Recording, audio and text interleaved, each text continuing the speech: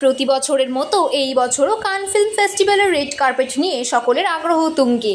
বলিউড তারকাকে কেমন পোশাক সাজে ধরা দেবেন তা নিয়ে চলছে আলোচনা। আর এরই মাঝে কানের রেড কার্পেটে ধরা দিলেন উর্বশী রাউতেলা। চোখের নীল রঙের আইশ্যাডো, হেয়ার স্টাইলের কায়দাটাও বেশ অন্যরকম, সেই সঙ্গে ক্রিস্টালের hair band, off shoulder gown, তবে নানা রঙের পোশাকের সঙ্গে ম্যাচ করে কানের দুল। এই অবতারেই কানের রেড কার্পেটে হাঁটলেন উর্বশী। তবে অভিনেত্রীর এই সাজ একেবারেই চোখ টানল না কারোর, বরং নজর গেল তার হাতে থাকা লক্ষ লক্ষ টাকার একটি টিয়া পাখি। যদিও উর্বশীর এই টিয়া পাখি আসল নয়, এটা একটি ক্লাচ, যার মূল্য প্রায় 4.5 লক্ষ টাকা।